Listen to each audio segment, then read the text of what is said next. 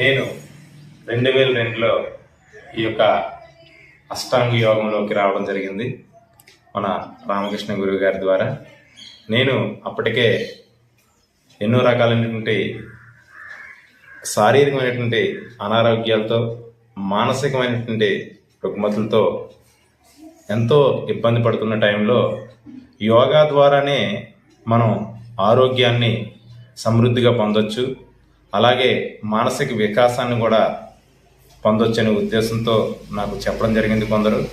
అందుకని యోగా ద్వారా మన యొక్క మానసిక స్థితిని, శారీరకమైనటువంటి ఆరోగ్యాన్ని, ఆధ్యాత్మికంగా కూడా ఉన్నతంగా ఎదగాలంటే ఈ యోగ సాధన, అష్టాంగ యోగం ఉపయోగపడుతుందని చెప్పేసి తెలియడంతో నేను గురువు గారి కోసం ఎదురు చూడడం జరిగింది.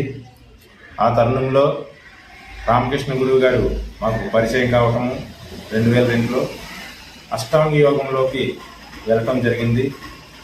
నేను అప్పటికే పుస్తకాల ద్వారా యోగాసనాలవి కూడా నేర్చుకోవడం జరిగింది. అయినప్పటికీ కూడా కొన్ని నియమనిష్టలు, కొన్ని నియమాలు తెలియక నేను ఆసనాలు చేయడం వచ్చింది, కానీ దాని తాలూకు ఉపయోగాలు పొందలేకపోయామని. అటువంటి తరుణంలో గురువుగారి సమక్షంలో ఆ యొక్క నియమాలతో, అటువంటి సూచనలతో నేను యోగ సాధన చేయడం జరిగింది.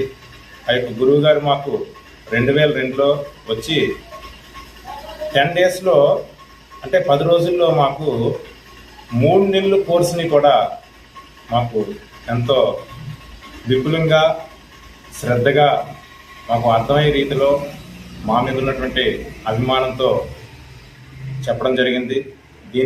దాన్ని మేము చక్కగా స్వీకరించాము. అయితే ఆ యొక్క యోగ సాధనలో నేను కొంచెం ముందుగా ఆసనాలు నేర్చుకోవటం వలన, శ్రద్ధతో పట్టుదలతో ఉండటం వలన గురువుగారు చెప్పింది చక్కగా ఆకలింపు చేసుకొని దాన్ని కంటిన్యూ చేయడం జరిగింది. తర్వాత మమ్మల్ని గురువుగారు ఫోన్ నెంబర్ ఇచ్చి ఎప్పటికప్పుడు కాంటాక్ట్లో ఉంచుతూ, ప్రతిరోజు మాట్లాడుతూ యోగ సాధన ఇంకా ఉన్నతంగా ఎదగాలని చెప్పేసి, మీ యొక్క చైతన్యాన్ని మీరు ఎప్పుడు కూడా వదలకుండా సాధన చేయండి, దాన్ని పట్టుకోండి అని చెప్పేసి అన్నారు.